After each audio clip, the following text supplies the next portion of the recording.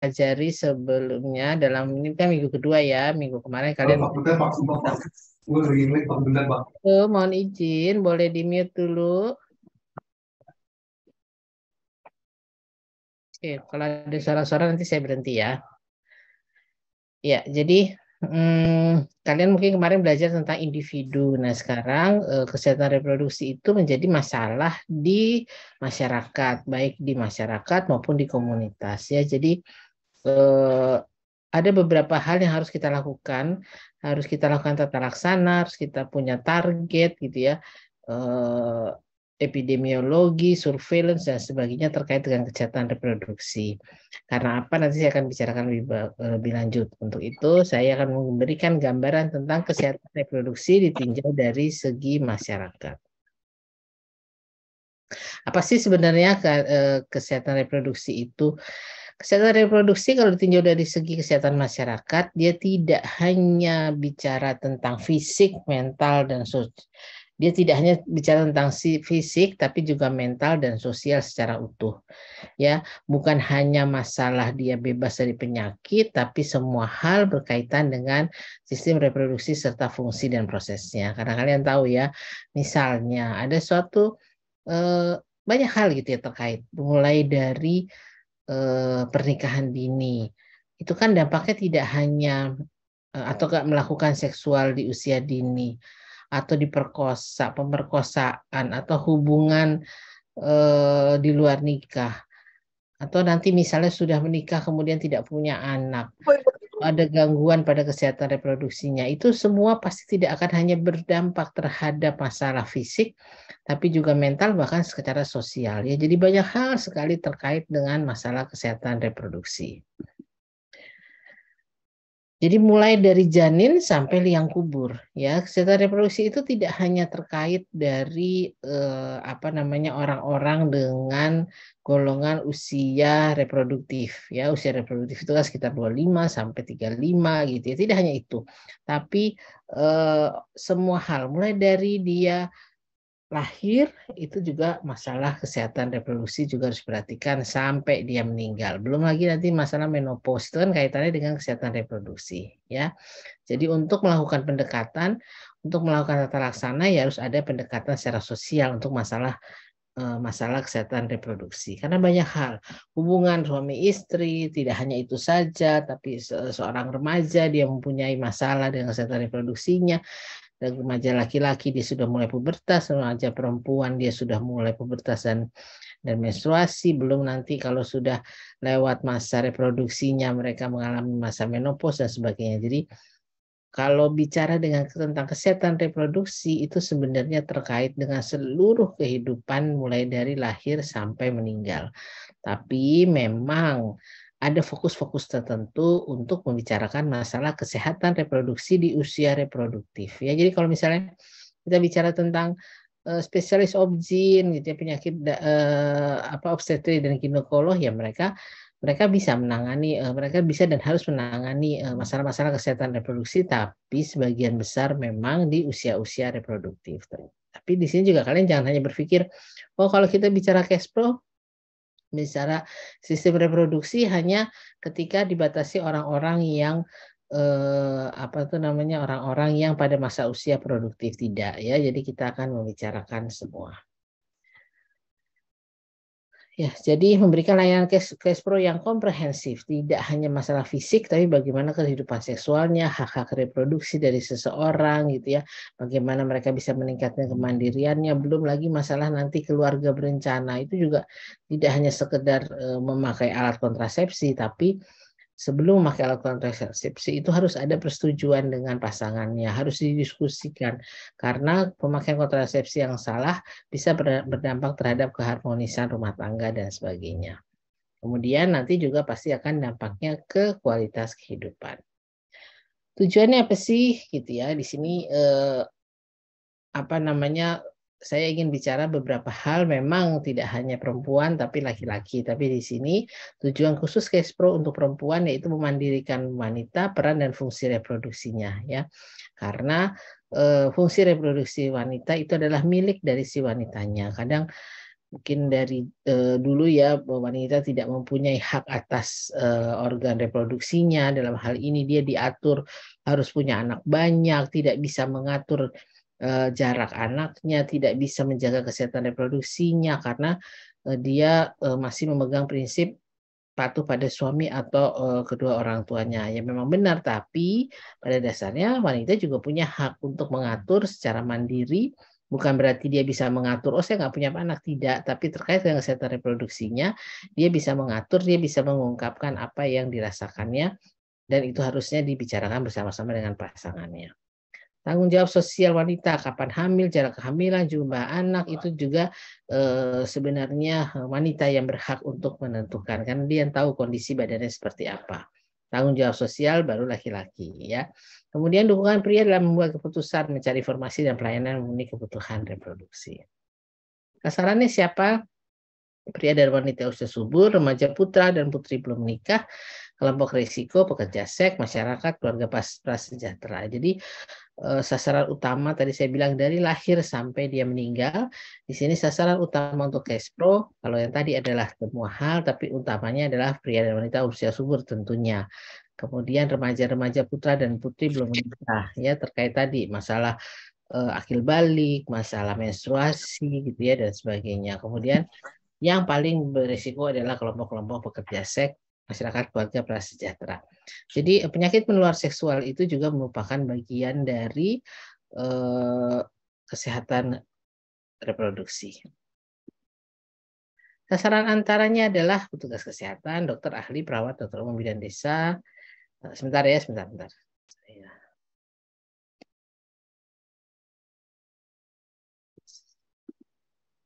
Sebentar saya tutup itu.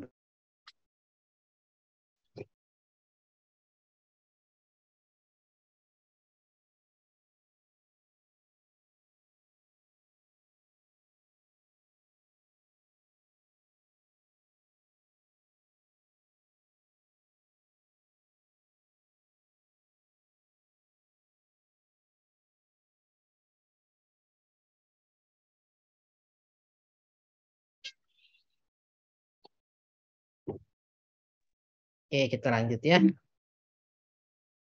Nah, siklus hidup reproduksi,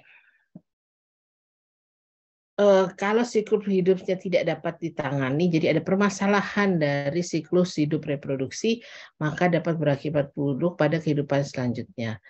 Ya, ada 5 tahap. Pertama konsepsi, bayi dan anak, remaja, usia subur, dan usia lanjut. Pada dasarnya dibagi jadi ini ya, tadi dari lahir sampai meninggal ya, bahkan dari mulai pembuahan, kemudian lahir jadi bayi dan anak, remaja, usia subur, sampai ke usia lanjut. Ya kita tahu kalau perempuan memang dia kodratnya untuk haid, hamil, melahirkan, menyusui, dan mengalami menopause ya. Dan untuk kesehatan reproduksi ini memang harus lebih intensif dalam memelihara kesehatan reproduksi selama hidupnya. Masa-masa kritis yang dialami oleh perempuan itu yaitu tentunya pada saat kehamilan, terutama sekitar persalinan harus ada perhatian-perhatian khusus terhadap perempuan. Ya nanti kalian pelajari. Sudah dapat pelajaran belum? Berapa kali kalau perempuan hamil harus ANC? Sudah dapat pelajaran tentang ANC belum? Antenatal care? Belum, dokter. Belum ya, oke. Ya nanti kalian akan dapat ya. Jadi berapa kali sih sebenarnya wanita di usia kehamilan sampai melahirkan dia harus ketemu dengan tenaga kesehatan ya. Karena apa? Paling tidak di trimester pertama, trimester kedua, trimester ketiga itu 2 kali. Jadi paling tidak sedikitnya 4 kali dia harus bertemu dengan tenaga kesehatan. Pertemuan pertama ketika dia tahu bahwa dia hamil atau dia ingin tahu bahwa dia hamil. Itu di trimester awal biasanya 3 bulan pertama. Kemudian nanti 3 bulan berikutnya di trimester kedua dia juga harus kontrol. Trimester ketiga dia kontrol dan sekali lagi menjelang persalinan.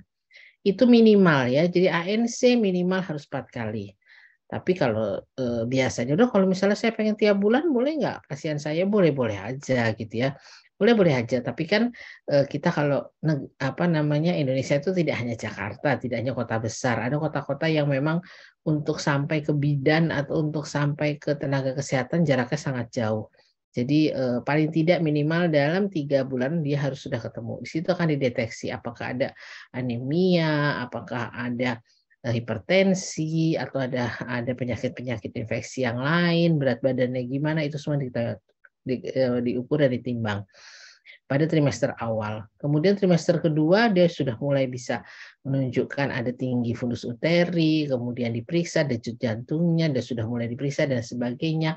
Plasentanya kalau memang bisa USG di USG untuk mengetahui, USG itu bukan hanya untuk mengetahui jenis kelamin ya, USG yang dilakukan oleh dokter atau bidan itu adalah lebih untuk mengetahui kondisi letak janin, untuk mengetahui apakah ada plasentanya aman, karena kalau plasentanya di bawah plasenta previa ya bisa jadi perdarahan dan kematian bagi ibu ya. Jadi banyak hal harus dilakukan. Jadi jangan sampai kematian ibu itu sangat tinggi karena mereka tidak melakukan ANC ya. Udah hamil gitu aja mereka perginya ke dukun, tidak ke bidan atau tidak ke dokter, mereka perginya ke dukun atau bahkan tidak kemana-mana gitu, didiamin aja sampai akhirnya proses persalinan berjalan. Padahal nanti kalian pelajari di sistem ini, selama wanita itu hamil sampai dia persalinan, banyak sekali resiko-resiko yang harus dialami oleh wanita itu. Ya, bagaimana banyak sekali faktor-faktor resikonya, dari masalah anemia, kekurangan zat besi, dari masalah eklamsi, preeklamsi, tekanan darah tinggi, keracunan dan sebagainya itu dialami oleh wanita hamil sampai belum lagi sampai ketika dia melahirkan ya. Jadi harus diperhatikan sekali seseorang bertemu dengan bidan atau dengan tenaga kesehatan, dokter dan sebagainya minimal 4 kali selama masa kehamilan sampai persalinan. Faktor-faktor yang berpengaruh terhadap masalah cash flow antara lain sosial ekonomi, budaya, lingkungan sosial biologi. Ya, sosial ekonomi tadi yang saya sampaikan kaitannya ya. Kalau di negara-negara, kalau di daerah-daerah atau di kota-kota besar ya dengan mudahnya. Saya punya anak 3. Tiga-tiganya anak saya ketika saya tahu hamil ya saya tiap bulan ke dokter ya. Sebulan sekali saya ke dokter ANC ya, lebih dari 4 kali, bisa 9-10 kali saya ke ANC, ke dokter, apalagi kalau sudah menjelang persalinan bisa seminggu sekali saya datang gitu ya. Nah, tapi kan untuk orang-orang yang mungkin menengah, ekonominya menengah ke bawah atau daerahnya sulit terjangkau dari layanan bidan atau tenaga kesehatan ya tentunya minimal sekali dalam trimester pertama, kedua, ketiga dan menjelang persalinan dia ada kontak dengan tenaga kesehatan. Budaya ini juga menjadi satu perhatian yang masih sampai sekarang ya. Kalau ada wanita hamil harusnya dia secara gizi, secara keamanan harus didahulukan. Tapi budaya di negara kita mungkin masih ada yang mendahulukan kepala keluarga untuk masalah makan dan sebagainya, sehingga ibu hamilnya menjadi kurang perhatian, kurang gizi dan sebagainya. Itu masih banyak sekali kita temukan. Ya sekarang mungkin kalian dengar ya, sekarang banyak kita bicara tentang stunting gitu ya. Negara kita lagi gencar-gencarnya untuk mengatasi stunting ya. Stunting itu kita nggak bisa tidak bisa terlepas dari isi ibu ketika dia masih mengandung ya. Peran si ibu, kalau misalnya ibunya kurang gizi, kemungkinan besar bayinya juga akan lahir kerdil. Ya, jadi stunting itu tidak hanya dipengaruhi ketika dia lahir kemudian kurang gizi jadi stunting, tidak, tapi ibu ketika dia hamil kurang gizi dan sebagainya, anaknya bisa calon menjadi stunting. Bahkan remaja putri, tadi saya sudah sampaikan remaja putri. Dari mulai remaja putri kalau dia memang mengalami gizi buruk atau kurang gizi ketika sebelum dia menikah atau sebelum dia siap untuk bereproduksi, kondisi kesehatannya juga tidak bagus, akhirnya nanti tentunya ke depan juga menjadi masalah bagi si bayi atau janinnya.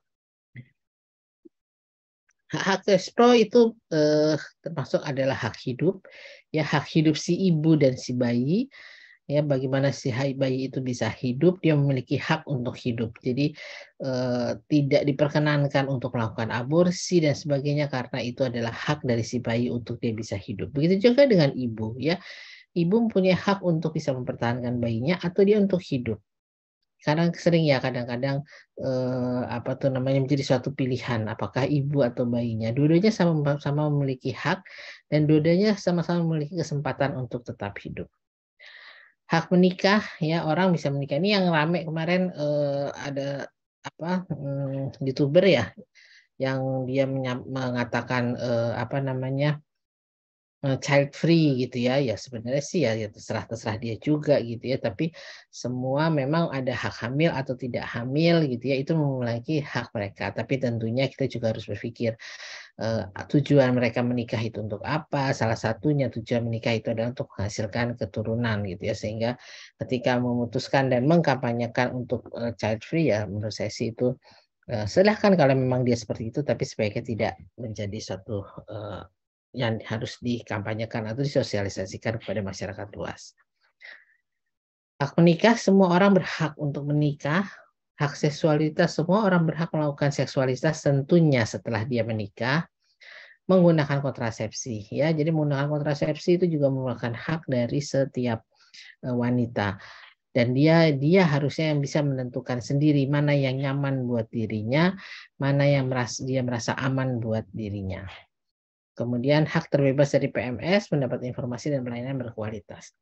Ini sekarang yang sedang Muhammadiyah itu sedang gencar bekerja sama dengan Kementerian Kesehatan. Kita sedang gencar-gencarnya mensosialisasikan hak perempuan untuk tidak disunat. Ya, jadi sebenarnya sunat perempuan itu sesuatu hal yang tidak diperbolehkan. Ini kan kaitannya dengan kesehatan reproduksi ya.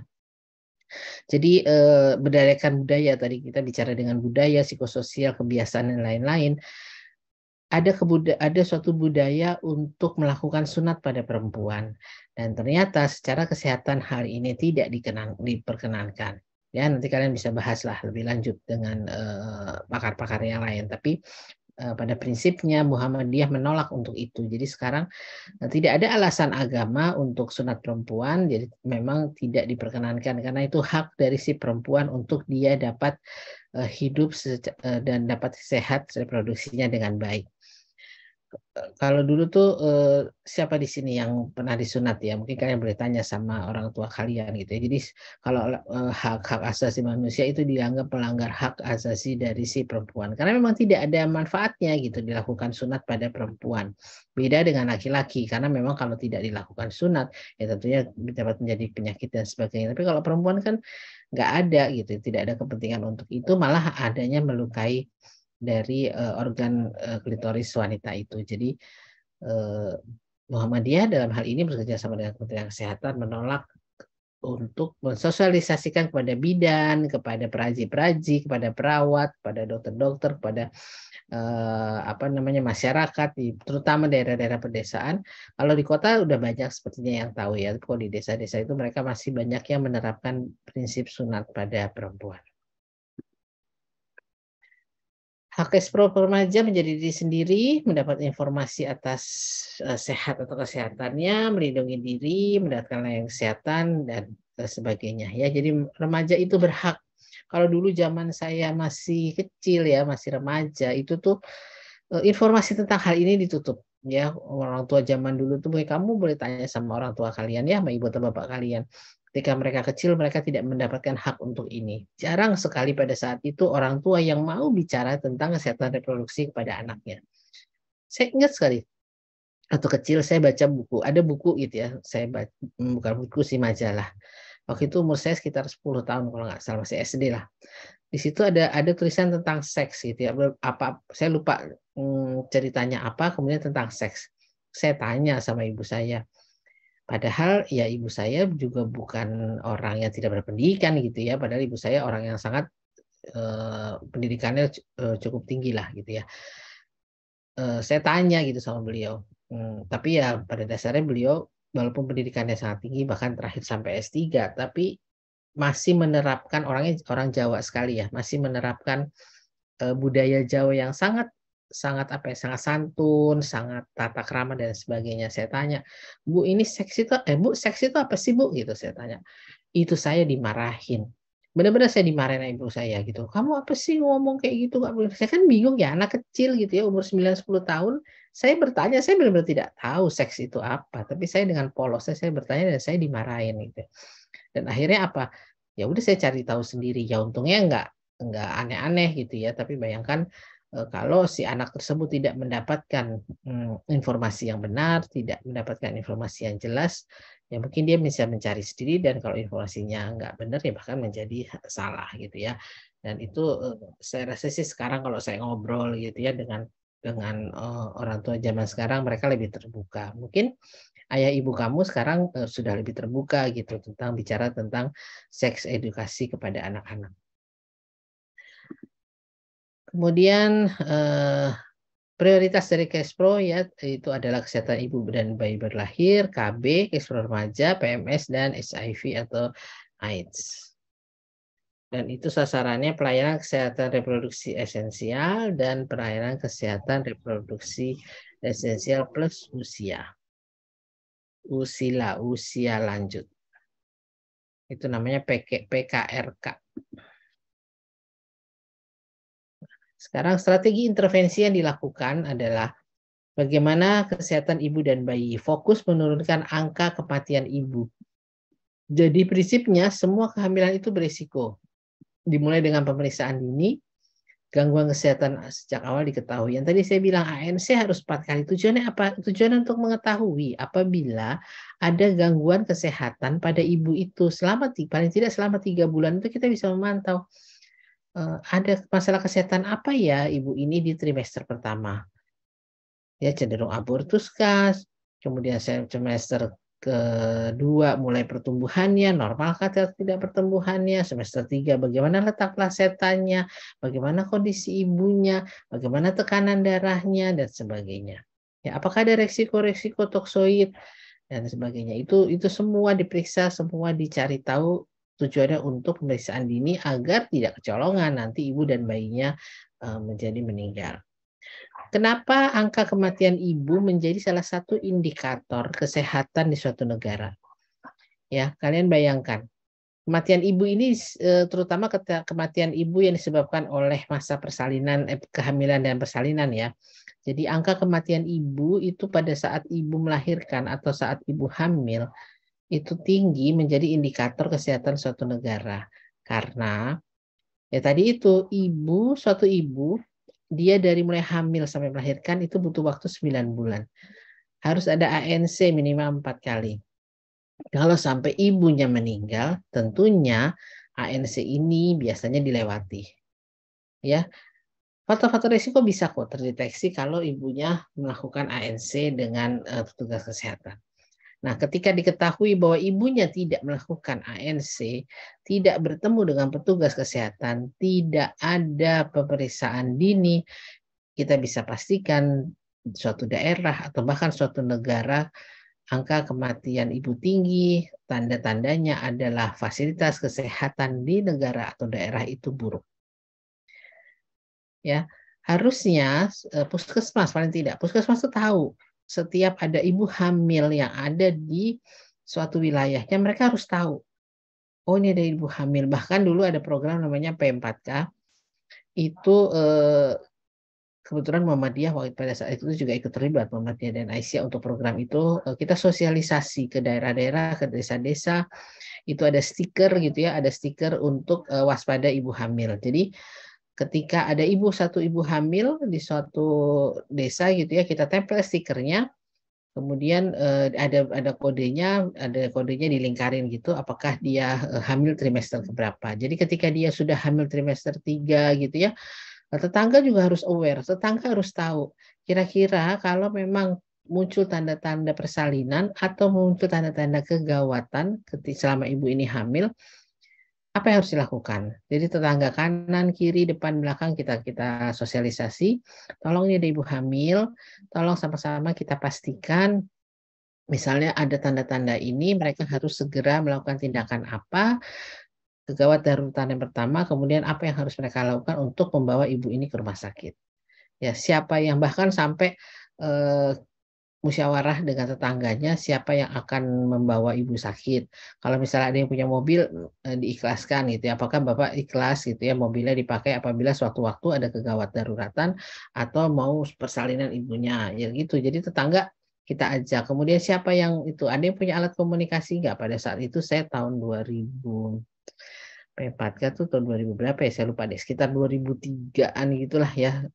Alat komunikasi tidak secanggih sekarang gitu ya, di desa-desa belum ada. Jadi siapa yang harus menghubungi petugas kesehatan dan sebagainya. Itu sampai segitunya itu di apa namanya diperhatikan gitu ya. Jadi kita bisa menjamin bahwa ibu ini aman bisa sampai melahirkan. Kemudian yang kedua, fokus keluarga berencana, meningkatkan dan mempertahankan jumlah peserta KB ya, karena banyak kalau dulu gitu ya, ada mungkin kalian juga pernah dengar ada istilah banyak anak banyak rezeki. Kenapa begitu? Karena pada saat Orde Baru waktu itu saya juga masih kecil ya, saya ingat sekali orang tua saya itu setiap bulan, kebetulan bapak saya pegawai negeri PNS, jadi dia dapat jatah dapat jatah beras, dapat jatah sembako lah gitu ya, sesuai banyaknya anak yang ada yang dia punya. Jadi kalau anaknya 10 ya dia dapat mungkin seliter gitu ya, misalnya ya seliter kali 10 dan itu gratis. Jadi pulang bawa gitu. Jadi kalau anaknya 4 ya 4 kali sekian. Nah itu makanya ada istilah banyak anak banyak rezeki, karena pada saat itu ya penduduk belum sebanyak sekarang ya, PNS itu dapat jatah sesuai dengan jumlah anak. Nah, akhirnya angka apa namanya angka kelahiran tinggi, kemudian pada saat itu terjadi ledakan bonus demografi, akhirnya muncullah keluarga berencana yang dicanangkan oleh Presiden Soeharto pada saat itu untuk membatasi jumlah anak. Akhirnya dibatasin pegawai negeri waktu itu yang ditanggung hanya anak kedua atau ketiga kalau nggak salah. Jadi tidak semua anak gitu ya. Akhirnya saya rasa sih keluarga berencana pada saat itu sangat lumayan berhasil ya, karena iklannya sangat gencar sekali. Saya ingat banget waktu masih kecil tuh sering banget dengar tentang lagu-lagu keluarga berencana. Jadi memang pemerintah sangat sangat gencar untuk membatasi kelahiran. Ya mungkin kalau kamu tahu ya istilah baby boomer gitu ya, sekarang generasi sekarang gitu ya, nanti kenapa nanti akhirnya jadi geriatri dan sebagainya nanti akan saya jelaskan di topik-topik yang lain. Cashpro remaja fokus peningkatan pengetahuan cashpro, pencegahan kehamilan pada usia muda ya. Bagaimana kita mencegah agar tidak hamil, tapi jangan pikir pencegahan kehamilan pada usia muda maksudnya pada remaja-remaja yang belum menikah. Bagaimana cara mencegah? Tidak ya. Ini maksudnya adalah ketika dia sudah menikah, kemudian apa yang harus dilakukan? Jangan terlalu muda untuk menikah ya. Ketika seseorang yang melakukan hubungan seksual, remaja putri ya terutama, remaja putri yang melakukan hubungan seksual pertama kali di bawah usia 18 tahun, dia memiliki faktor risiko tinggi, apalagi berganti-ganti pasangan, dia memiliki faktor risiko tinggi untuk terkena CA cervix. Ya, jadi makanya sekarang juga banyak nih, kalian cewek-cewek sudah pada divaksin belum gitu ya, vaksin tapi memang mahal sih ya, cukup mahal. Itu kenapa? Karena memang ternyata banyak sekali wanita-wanita, apalagi di kota-kota besar yang melakukan hubungan seksual sebelum usia 18 tahun. Ya, jadi masih SMA, masih kelas 1, kelas 11, kelas 12, punya pacar, melakukan hubungan seksual, apalagi berganti-ganti pasangan, itu faktor di hari tuanya nanti, faktor risiko terjadinya CA cervix. Tapi kalau ada orang dia menikahnya telatnya juga lagi jadi tren nih ya, cewek-cewek umur 30, 35 baru nikah, kemudian mereka punya anak, mereka tidak atau mereka sudah punya anak tidak mau menyusui, atau punya anak cuma satu, atau tidak punya anak. Faktor resiko bagi si wanita ini adalah dia akan memiliki resiko terjadinya CA mame. Ya, jadi harus hati-hati ya perempuan-perempuan ini. Kalau kalian melahirkan gitu ya di bawah umur 20 tahun, 18 tahun, atau melakukan hubungan seksual pada usia dini, berganti-ganti pasangan, CA cervix mengancam. Atau punya anak banyak ya, anaknya banyak itu CA cervix. Tapi kalau nggak punya anak atau anaknya sedikit, menikahnya udah usia tua, melahirkannya di atas umur 35, 30, dia memiliki faktor risiko untuk terjadinya CA mame. Jadi cewek-cewek nih dan cowok-cowoknya juga ya harus diperhatikan. Memang pas sih kalau orang menikah itu di usia-usia reproduksi ya. Di atas 21 tahun untuk perempuan, 23 tahun untuk laki-laki, kemudian di bawah 35 tahun. Nah, pada masa-masa itu ya kalau memang kalian nanti menyusui, punya anak gitu ya, melakukan hubungan seksual itu sudah jauh relatif lebih aman karena secara organ reproduksi juga sudah lebih sangat siap. PMS dan HIV mencegah menurunkan kejadian penyakit penular seksual dan HIV/AIDS. Kegiatannya promosi kondom ini juga menjadi permasalahan ya waktu itu, promosi kondom, tapi dipikirnya sangat sensitif karena banyak yang protes ya kalau gitu kita mensahkan gitu ya, menghasahkan hubungan seksual di luar nikah. Ya sebenarnya tidak seperti itu ya, karena waktu itu kan juga bahkan ada ATM kondom di daerah-daerah tertentu ya. Jadi sebetulnya bukan membebaskan orang untuk melakukan hubungan seksual dan bagaimana mencegahnya, tapi yang dilakukan oleh pemerintah, oleh NGO pada saat itu adalah dikasih tahu nggak bisa, ya udah deh gitu. Kalau terutama untuk ini ya, untuk apa kelompok-kelompok tunasusila ya, perempuan-perempuan PSK dan sebagainya. Dikasih tahu nggak bisa, ya udah deh daripada menular penyakit nih kamu pakai kondom gitu. Jadi sebetulnya sosialisasinya pada saat itu kurang tepat sasaran, ada bagi-bagi kondom di sekolah gitu. Akhirnya rame lah gitu ya. Jadi memang harus hati-hati sekali ketika mau melakukan satu kegiatan di tempat-tempat tertentu. Kita setuju gitu kalau bagi-bagi kondomnya di lingkungan apa namanya memang yang di situ banyak wanita tunalusilanya. Tapi ya kalau di sekolah ya pasti akan menjadi permasalahan dan akan ditolak oleh banyak.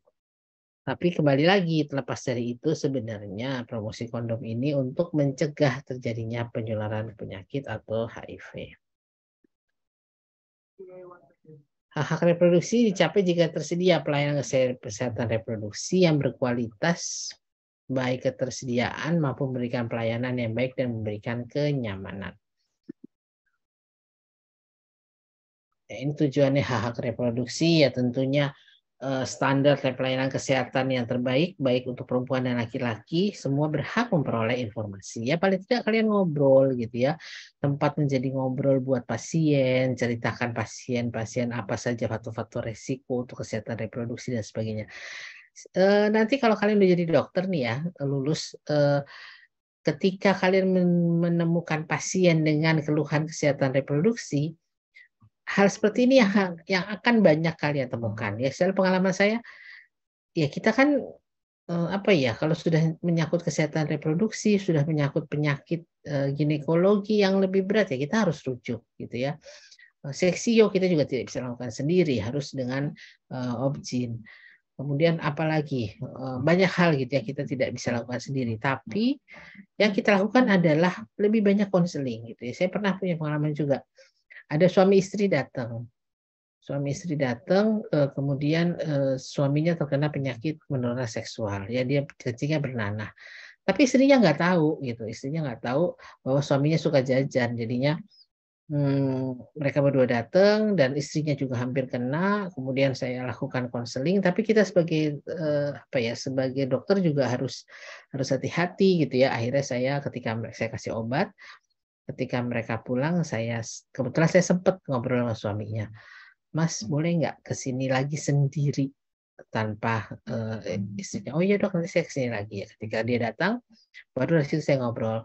Mas coba jujur dengan saya, apakah masnya kemarin itu melakukan hubungan seksual tidak dengan istrinya? Akhirnya dia ngaku, ya dok saya sering jajan, dia bilang gitu ya. Saya sering ya jajan kalian tahu lah ya, sering berhubungan seksual dengan wanita-wanita penghibur. Saya bilang, ya kalau begini ya ya kasihan istrinya karena istrinya kan kena. Terus kalau misalnya istrinya nggak diobatin, balik lagi ke dia kena, istrinya kena, akhirnya pingpong. Saya bilang ya harus ditahan dulu, tidak boleh melakukan hubungan seksual sampai dua-duanya benar-benar bersih. Jadi dia sudah sepakat kalau misalnya masnya nggak ini ya mau nggak mau saya harus ngomong sama istrinya. Tak lama kemudian sekitar sebulan 2 bulan gitu dia datang lagi. Saya pikir datang udah sembuh. Datang ternyata kena lagi. Terus saya bilang, Mas, dia kok kena lagi? Apa istrinya nggak sembuh gitu? Apa kalian sebelum apa namanya benar-benar sembuh sudah melakukan hubungan seksual lagi? Terus saya bilang, iya dok, tapi saya jajan lagi. Saya nggak tahan soalnya. Masya Allah. Saya juga ya seperti hal seperti itu akan kalian banyak temukan gitu ya. Jadi bagaimana kita sebagai dokter harus bisa melakukan komunikasi, harus bisa mengedukasi pasien gitu ya, terkait kesehatan reproduksi. Ada lagi contoh kasus lain. Pernah ada wanita, dia datang, Dia minta diaborsi. Saya bilang saya nggak bisa gitu ya, saya nggak bisa aborsi. Usia kandungan 3 bulan, apalagi sudah 3 bulan, wah nggak bisa. Orang yang kecil aja saya nggak mau, apalagi yang ini. Kami tidak boleh. Bukannya dokter boleh dok melakukan tindakan aborsi, nggak bisa karena apa tuh namanya, tindakan aborsi itu hanya boleh dilakukan atas indikasi kesehatan. Terus dia bilang, nah ini kan ada indikasi kesehatan dok. Loh, kenapa emangnya? Saya bilang, emangnya kamu nggak punya suami? Saya bilang, masalahnya dok, saya terus bentar lagi udah mau nikah, bulan depan tuh saya mau nikah. Lah terus kenapa kalau mau nikah? Apa namanya, ya sudah udah terlanjur kamu hamil, ya udah nikah aja. Bukannya gitu dok, soal ini saya hamil bukan dengan calon suami saya hamil dengan orang lain sebelum saya nikah. Ya Allah. Itu kan apa ya, yang tadi saya sampaikan, kesehatan reproduksi itu kaitannya banyak sekali, tidak hanya masalah penyakit, tapi sebagai dokter kita nanti akan menghadapi masalah-masalah seperti itu, masalah rumah tangga, masalah perselingkuhan, masalah yang akhirnya ke dokter gitu ya, karena ujung-ujungnya dengan kesehatan reproduksi, masalah hamil di luar nikah. Ada juga yang suami istri sudah punya anak 3, anak umurnya sudah menjelang udah 35 ke atas deh. Datang lagi suami istri datang ke saya dan mereka ingin menggugurkan kandungan. Nah, itu kan nggak bisa gitu ya. Jadi apa ya, kita harus ngobrol gitu ya, memberikan nasihat pada mereka bagaimana peran suami dan istri, bagaimana apa yang mereka lakukan, apakah mereka tidak terbayang-bayang bahwa suatu saat mereka telah membunuh darah dagingnya sendiri walaupun itu memang belum kelihatan dan sebagainya. Jadi sebagai dokter kita dituntut banyak sekali peran ketika bicara kesehatan reproduksi. Itu pasti mau tidak mau kita akan terkait dengan masalah-masalah keluarga dan sosial. Prioritas pelayanan bagi remaja, wanita hamil usia lanjut. Ini saya lewatin aja ini. Nah, ini PKRE, kesehatan ibu dan anak, KB, kesehatan reproduksi remaja, pencegahan penanggulangan IMS, terutama HIV AIDS. Ini saya lewati. Nah, ini komponen KIA kesehatan ibu, pelayanan antenatal ya. Selama dia hamil, persalinan. Nah, ini belum selesai nih. Udah hamil, kemudian dia melahirkan, belum sampai situ, belum selesai, ada lagi masa nifas ya.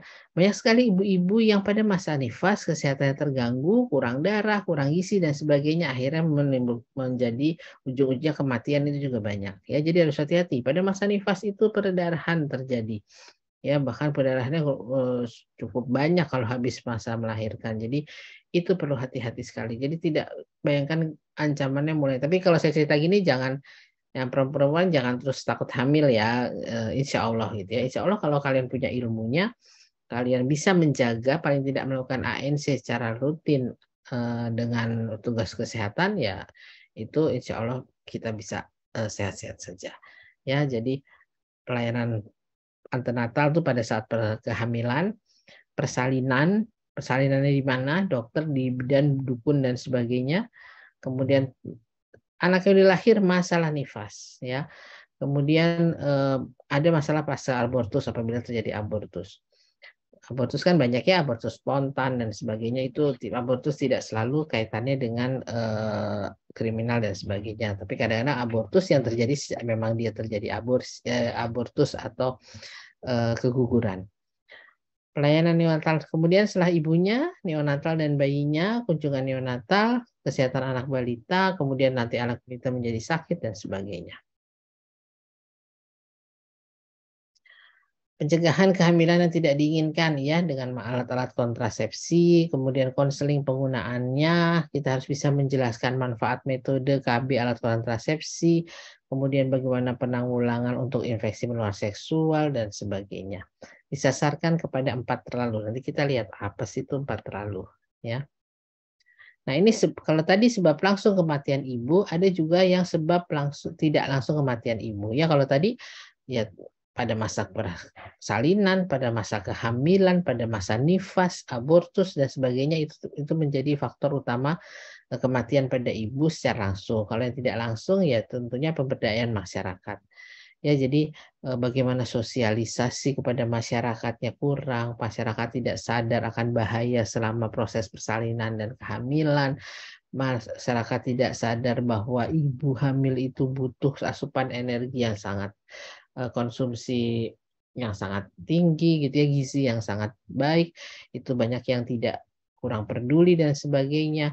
Kemudian akses masyarakat terhadap pelayanan kesehatan ibu rendah gitu ya. Ada yang bahkan kita pernah bercanda gitu ya. Jadi ada suatu daerah yang jarak antara rumah sampai ke layanan kesehatannya sangat jauh, bahkan dia harus menyusuri sungai gitu.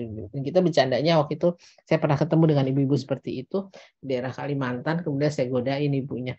Ibu, waduh kalau kayak gini, untung ibu sampai sini anaknya belum lahir. Bisa-bisa kalau sejauh itu anaknya lahir di jalan, nyampe dokternya anaknya udah udah sekolah, udah lari, udah SD gitu ya, karena saking jauhnya.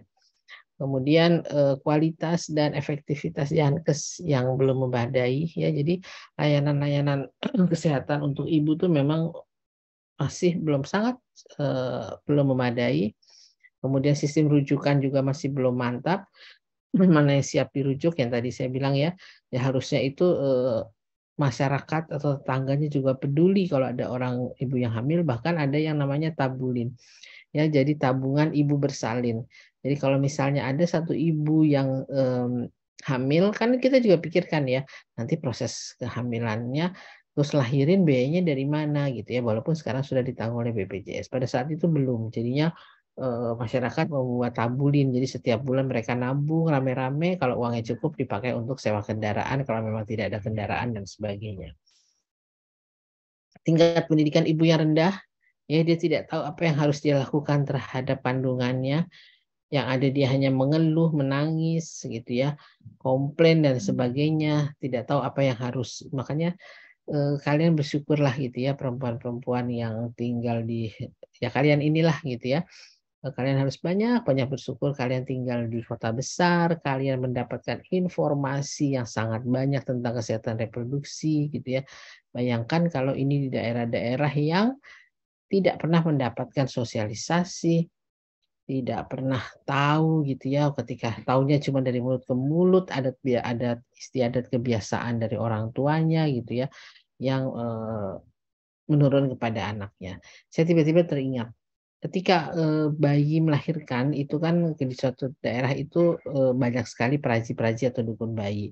Itu ketika putus tali pusat, kalau kita kamu nanti belajar itu harus steril, harus begini dan sebagainya. Kalau mereka ya potong aja pakai apa? Pakai silet, pakai daun, pakai bambu, pakai benang, apa saja yang bisa mereka lakukan dan dianggap tajam ya. Itu juga salah satu, nanti yang ada ibu atau bayinya jadi sepsis. Kemudian apa namanya, tingkat sosial ekonomi ibu juga rendah, boro-boro dia mau kasih makan anaknya, buat dia sendiri juga kurang. Kemudian peran wanita tidak mendukung, sosial budaya tidak didukung, dan banyak sekali masalah-masalah yang menyebabkan kematian dari ibunya. Nah, ini tadi saya bilang terlambat terlalu, nih kalau diperhatikan selalu saya tanyakan ketika saya bikin soal ya. Dan ini sering disampaikan, 3 terlambat itu adalah terlambat mengenal tanda bahaya dan mengambil keputusan. Nah, makanya tadi yang P4K tadi, tidak hanya ibu, tidak hanya keluarga, harusnya tetangga sekitarnya juga tahu gitu ya tanda-tanda kegawat daruratan pada ibu. Jadi nggak usah nunggu lama-lama, kalau ibunya kira-kira udah keluar flek, dia sudah mulai pusing, mual berlebihan, segera bawa ke layanan kesehatan terdekat. Ya, jangan sampai terlambat mengambil tanda bahaya, mengenal tanda bahaya dan mengambil keputusan. Jangan sampai terlambat mencapai fasilitas kesehatan. Jangan sampai terlambat mendapatkan pertolongan di fasilitas kesehatan. Ya, jangan sampai nanti sampai fase Yankes, ibunya suruh nunggu dulu, antre, dokternya datang-datang, ya udah keburu mati ibunya gitu ya. Jadi 3 terlambat ini yang menyebabkan 3 terlambat, 4 terlalu yang menyebabkan gangguan kesehatan, bahkan bisa menimbulkan kematian pada ibu. Ya, saya ulang ya. Yang pertama adalah terlambat mengenali tanda bahaya, terlambat mencapai fasilitas kesehatan, terlambat mendapat pertolongan di fase Yankes. Kemudian yang terlalu apa? Terlalu muda punya anak ya, di bawah usia 20 tahun. terlalu banyak, lebih dari 3 anak, terlalu banyak melahirkan, terlalu rapat jarak melahirkannya, ya kurang dari 2 tahun. Apalagi kalau dia seksio. Kemudian seksio kan harusnya lebih dari 2 tahun dia baru boleh punya anak lagi. Nggak sabar dia udah punya anak lagi. Akhirnya terjadi perlukaan dan sebagainya. Ya, dan terakhir terlalu tua di atas umur 35 ya. Jadi yang terlalu muda, terlalu tua, terlalu banyak melahirkan, dan terlalu rapat jarak melahirkan. Ini adalah 3 terlambat dan 4 terlalu yang selalu harus kalian ingat agar tidak terjadi pada pasien atau istri kalian atau saudara kalian, teman kalian, kerabat kalian, agar angka kematian ibu dapat ditekan. Ini saya lewati aja. Ini soal ini banyak. Indikator kesehatan reproduksi.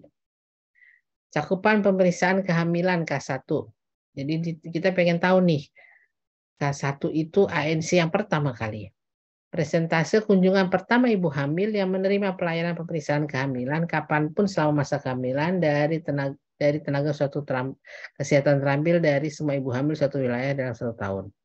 Jadi adalah indikator ya untuk mengetahui apakah ada kemudahan akses ke pelayanan kesehatan. Jadi kita lihat nih, kita ukur K1-nya tinggi apa rendah. Kalau K1-nya rendah, apa bahkan sampai rendah, kita bisa tahu, wah berarti ibu-ibu hamil. Tapi ini ngitungnya nggak orang per orang ya. Kita jadi kayak survei. Di suatu daerah kita lakukan survei.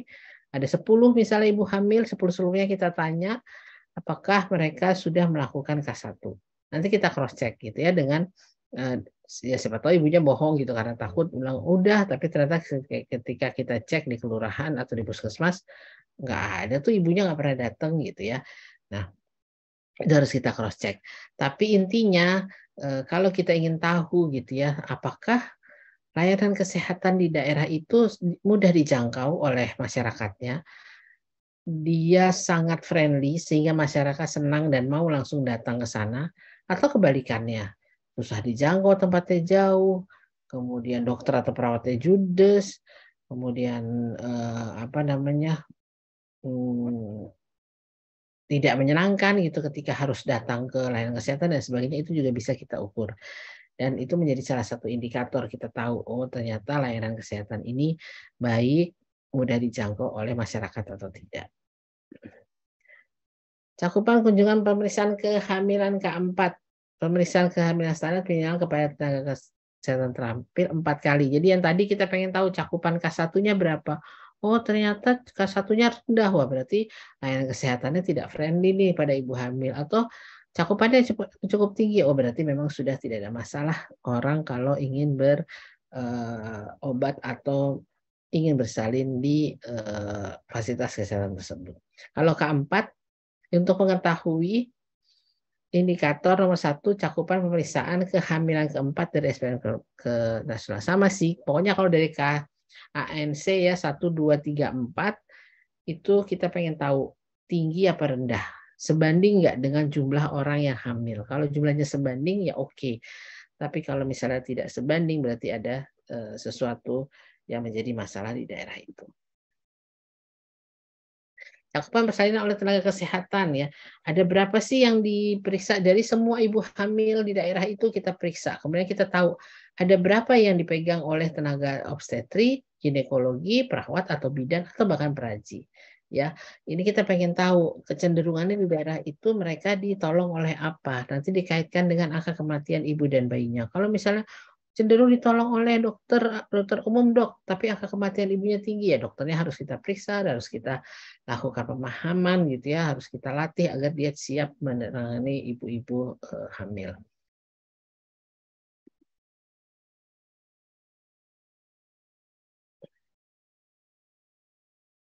Ini ibu cakupan untuk mengetahui apa namanya pelayanan PONEK atau PONEK. Ini terutama untuk mengetahui pelayanan obstetri dan neonatal esensial dasar. Ada berapa sih orang yang datang ke situ? Atau jangan-jangan semua di daerah itu ibu bersalinnya atau ibu hamilnya datangnya ke rumah sakit, nggak mau di FKTP, nggak mau di puskesmas, nggak mau di bidan, maunya langsung ke rumah sakit. Nah, itu harus kita lihat kecenderungannya seperti apa di daerah itu. Kemudian cakupan kunjungan nifas ya tadi saya sudah sampaikan. Dari suatu daerah itu berapa banyak orang yang datang lagi ke layanan kesehatan setelah nifas. Ya itu bisa dihitung. Kamu bisa cross check gitu ya, bisa lakukan survei atau bisa melakukan data dari puskesmas atau layanan primer. Kita bisa lihat berapa kali ini dia melakukan ANC, berapa kali orang-orang ini kalau misalnya 100% ibu hamil ANC, 100% ibu hamil K1 dan K4, 100% ibu hamil pada saat persalinan mereka mendatangi tenaga kesehatan itu kesehatan reproduksi di daerah itu bisa kita anggap baik ya. Nah, kalau misalnya belum sampai 100% gimana dok? Ya nggak apa-apa, tapi kita punya target gitu ya, yang tadinya misalnya cuma 80%, 60%, 70%. Oke, nanti kita harus tingkatkan ya. Caranya seperti apa? Turun ke lapangan langsung, temui ibu-ibu hamilnya, kasih penyuluhan, pemahaman tidak pada ibu saja, tapi pemahaman juga pada keluarganya, terutama pada suaminya. Kompilasi bayi baru lahir ya, ada berapa sih bayi yang lahir dan hidup di daerah itu, yaitu menjadi salah satu indikator kesehatan juga. Ya, jadi kita pengen tahu gitu. Daerah itu dari sekian bayi yang lahir berapa yang hidup. Misalnya ada di tahun itu ada 30 bayi lahir, ternyata yang hidup cuma 10, itu kan ternyata kecil sekali ya. Angka harapan hidupnya harus lebih tinggi daripada angka kematiannya. Tanda bahaya wanita hamil, ya jadi ini dan tadi juga salah satunya itu salah satu indikator kita pengen tahu apakah lingkungannya peduli atau tidak. Kalau memang salah satu anggota keluarga atau tetangganya mengalami gangguan atau tanda-tanda kegawat daruratan pada saat kehamilan. Nah, ini juga presentasi kelahiran dengan operasi dasar. Ada berapa sih yang di daerah itu yang persalinannya dengan menggunakan operasi seksio misalnya. Kan paling dasar tuh ya. Jadi kita pengen tahu kalau semua orang dioperasi, ada apa sebenarnya? Apakah ini jadi tren ataukah ini satu sama lain takut karena dengar cerita temannya atau apa? Ini kamu harus harus cari tahu, harus survei, harus mengumpulkan bukti dan data, kemudian kita bisa melakukan intervensi. Ini angka kasus CFR pada wanita, yaitu di mana ini sering sekali ya, ini sering sekali dipakai. CFR ini adalah kematian ibu di antara ibu yang mengalami komplikasi obstetri di fasilitas kesehatan dalam waktu 1 tahun. Jadi kita pengen tahu dari 10 misalnya ya, dari 10 orang ibu yang mengalami komplikasi, berapa orang yang meninggal. Dari situ juga kita bisa tahu, wah berarti kalau misalnya 10 orang ibu komplikasi, 10-10-nya meninggal, wah ini pasti ada yang nggak beres nih di ininya, di apa tuh namanya, di layanan kesehatan itu. Berarti dia nggak perhatian. Udah sampai 10 gitu ya. Atau nggak misalnya ada 10 ibu yang mengalami efek samping, tapi 10-10-nya sehat sampai sembuh keluar dari rumah sakit. Nah, berarti kita sudah tahu, wah apa yang dilakukan oleh fasilitas layanan kesehatan itu sehingga ibunya bisa jadi sehat. Itu kan menjadi pertanyaan dan diskusi sendiri. Angka kematian ibu, AKI apa sih gitu ya? Orang suka ngomong AKI gitu. Angka kematian ibu adalah definisinya jumlah kematian ibu per kelahiran hidup di suatu wilayah. Ya, jadi ada berapa nih yang meninggal yang lahir, kemudian yang mati, kemudian dibagi yang lahir. Yang meninggal ada 4 orang, lahirnya ada 10 orang gitu. Berarti kan berapa persen dia, dan harus dicari sebabnya kenapa gitu ya, sampai menimbulkan angka kematian. Angka kematian ibu di Indonesia, maternal mortality ratio, berarti setiap tahun ada kematian ibu, setiap bulan ada kematian ibu, bayangkan ya. Jadi setiap tahun tuh memang ada kematian ibu. Kita lagi ngobrol gini ya, saya lagi cerita dengan kalian, saya lagi masih kuliah kalian, ada saja ibu yang meninggal. Berarti setiap tahun ada kematian ibu, setiap bulan ada kematian ibu, setiap minggu ada 352 kematian ibu, setiap hari ada 50 kematian ibu, dan setiap jam ada 2 kematian ibu. Ini saya ngoceh dari tadi udah sejam ya. Rencananya 1,5 sampai 2 jam. Berarti itu dalam kondisi kita sekarang, bayangkan di dunia itu sudah ada 2 kematian ibu. Karena apa? Terutama di Indonesia. Karena tadi itu ya komplikasi-komplikasi yang ada itu lebih besar atau tidak sebanding dengan ibu yang angka kematiannya tidak sebanding dengan komplikasi yang dihadapi oleh ibu tersebut. Nah, ini persentase penyebab kematian ibu pada bayi paling tinggi adalah komplikasi. Ya, komplikasinya bisa apa saja. Yang paling sering adalah anemia. Ya, terjadi perdarahan yang hebat, kemudian terjadi komplikasi, akhirnya ibunya meninggal. Yang kedua adalah eklamsi. Eklamsi ini darah tinggi, ibunya mengalami darah tinggi pada kehamilan, kemudian akhirnya si janin mengalami keracunan. Jadi karena terjadi eklamsi, darah tinggi awalnya, kemudian pasiennya keracunan, sepsis, infeksi, kejang-kejang.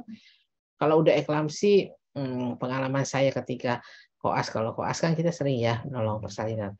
Pengalaman saya selama saya koas di bagian obgyn itu hampir saya tidak pernah menemukan pasien eklamsi bahkan pre-eklamsi selamat. Ya, jadi makanya jangan sampai gitu ya darahnya terlalu tinggi sehingga meracuni tubuhnya sendiri atau bayi atau janinnya, akhirnya jadi kejang-kejang bahkan sampai timbul kematian. Jadi kalian akan banyak belajar tentang eklamsi, preeklamsi gitu ya. Infeksi ini juga menjadi salah satu faktor tingginya angka kematian pada ibu. Kemudian ada lain-lain seperti perdarahan puerperium, trauma obstetrik, partus macet yang lama, abortus, embolik, plasenta previa, plasentanya lengket di dinding. Jadi kamu bayangkan ya, bayi, mungkin kamu belum dapat ya, bayi itu dapat makannya dari mana? Tentunya dari plasenta si ibu melalui umbilicusnya. Nah, plasenta si ibu itu dia nempel ke dinding rahim ibu. Jadi plasentanya yang nempel tuh dia bentuknya seperti batil isap gitu. Jadi dia menghisap plasenta yang besarnya sebesar telapak tangan orang dewasa itu, dia nempel di dinding rahim, kemudian menghisap darah dan saripati dari si ibu masuk ke umbilikus si bayi. Makanya bayangkan kenapa ketika ibu melahirkan, tali pusatnya harus segera dipotong dan diikat. Karena apa? Kalau didiemin aja ya ditarik terus semua darahnya ke si anak ibunya, nggak bisa darah, ibunya bisa meninggal. Ya, jadi itu makanya bayangkan ketika ininya copot atau lengket atau menutupi jalan lahir si plasentanya, akan terjadi perdarahan hebat. Banyak sekali ibu-ibu yang meninggal karena perdarahan pasca melahirkan. Nah, ini adalah gambaran-gambarannya ya. Ternyata abortus masih sekitar 5%. Yang tinggi adalah perdarahan puerperium dan komplikasi. AKBBL, angka kematian bayi baru lahir, kita pengen tahu dari semua bayi yang baru lahir ada berapa sih yang meninggal gitu ya. Kalau lebih dari setengah seluruh kematian ya berarti harus dapat perhatian. Bayangkan setengah dari semua bayi yang lahir setengahnya meninggal, itu harus menjadi perhatian khusus. Suatu daerah itu ada apa gitu. Banyak sekali itu kan yang meninggal. Kemudian prevalensi berat badan lahir rendah BBLR pada bayi baru lahir, kita pengen tahu presentasi kehamilan hidup yang beratnya kurang dari 2.500 gram. 2.500 saja udah kecil banget gitu ya.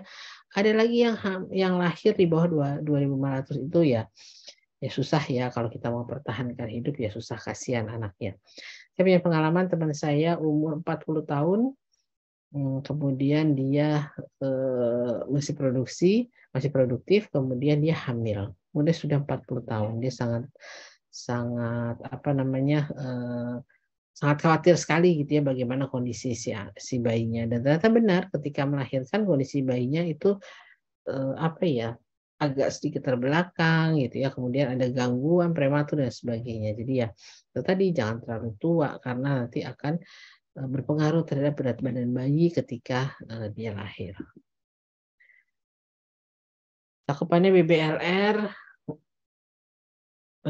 ada indikator-indikator, kita pengen tahu apakah bayi baru lahir itu, kita tahu presentasinya ditolong oleh bidan oleh tenaga kesehatan terampil atau tidak. Ini bisa menjadi tolak ukur dari kesehatan suatu daerah. Kunjungan bayi baru lahir, kalau tadi kunjungan dari ibu ke dokter, ini bayi baru lahir juga ada kewajiban untuk kunjungan ke tenaga kesehatan sedikitnya 4 kali.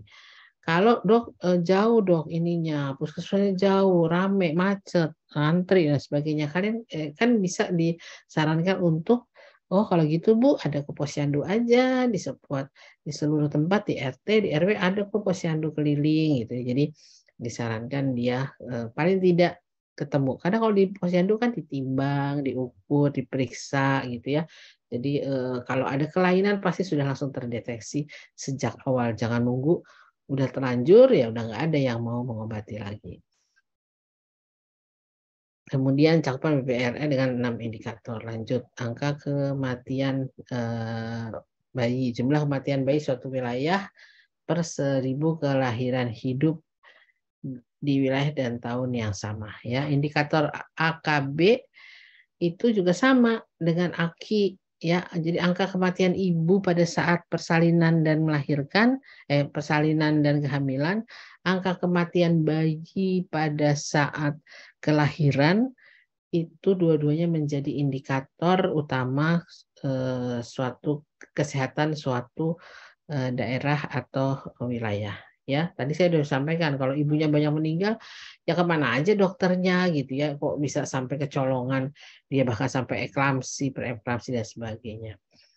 Kemudian kalau misalnya bayi banyak yang lahir mati ya sama aja kan, bagaimana kualitas pertolongannya? Apakah tidak baik ataukah memang dia sudah mati bayi sudah mati sebelumnya atau apa? Itu biasanya akan menjadi panjang.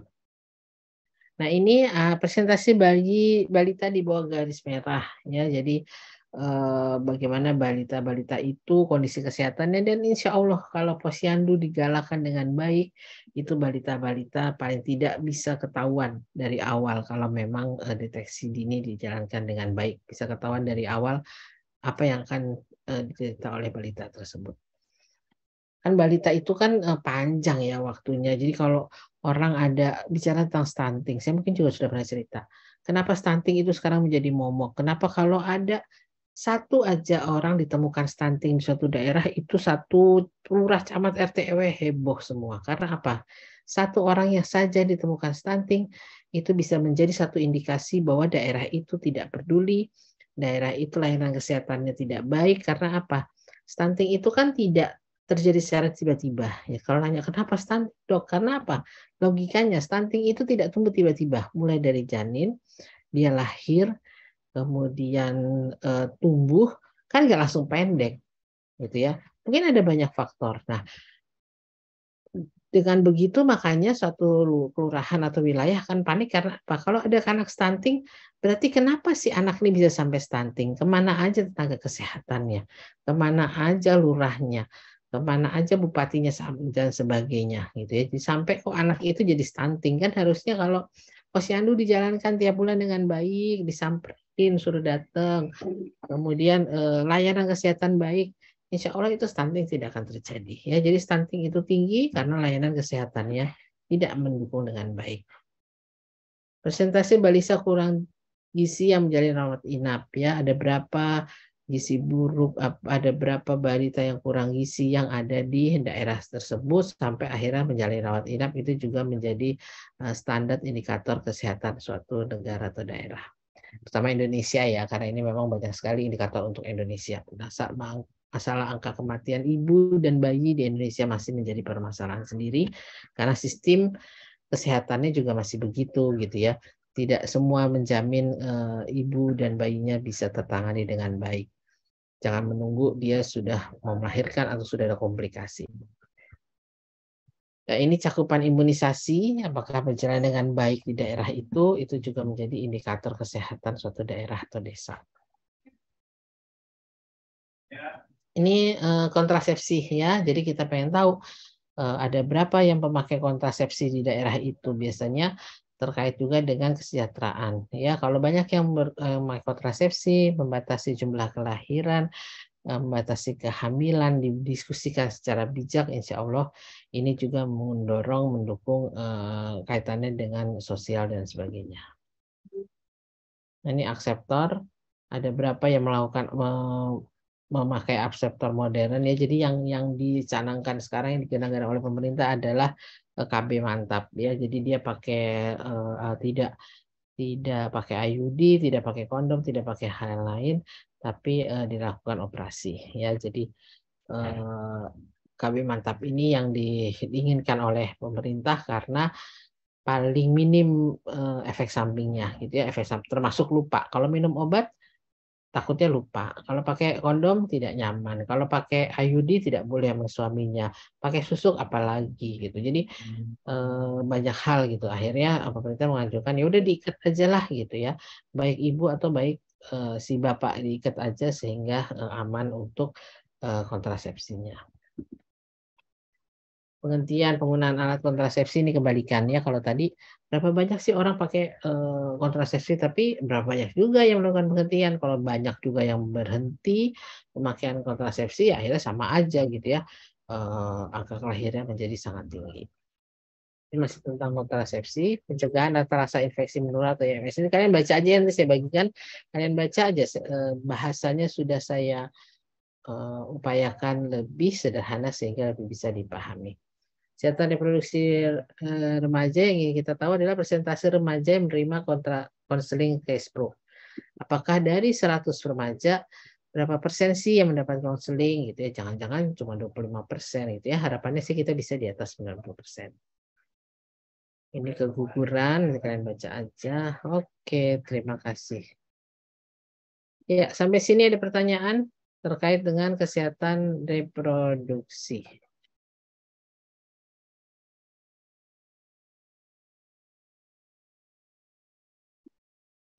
Masih belum ada, dokter. Ya, pasti terlalu cepat nggak ya? Semoga enggak ya, kalian baca aja lah. Nanti bisa dipahami bahwa intinya kesehatan reproduksi, kesehatan masyarakat, ditinjau dari kesehatan masyarakat adalah ya kita ingin melihat angka-angka cakupan dari tadi itu, dari beberapa indikator-indikator itu, dari situ kita bisa bercerita kesehatan kaitannya dengan yang lain, tidak hanya dengan kesehatan reproduksi, tapi kaitannya dengan sosial, dengan kebijakan pemerintah, dengan kondisi di lapangan, kenapa AKI jadi tinggi dan sebagainya. Yaitu kita memerlukan surveillance yang baik sehingga bisa menjadi pembelajaran di situ. Oke, kalau nggak ada lagi, terima kasih untuk semua. Ini ada 140 orang yang bergabung. Kalian seangkatan berapa orang emang? 2021. 151, dok. Oke, ini ada berapa orang nih yang belum gabung. Oke, terima kasih semuanya. Selamat puasa, semoga sehat. Saya akhiri dengan sama-sama baca hamdalah. Alhamdulillahirrahmanirrahim. Assalamualaikum warahmatullahi wabarakatuh. Saya pamit ya. Waalaikumsalam warahmatullahi wabarakatuh. Banyak dokter. Selalu, dokter. Pamit.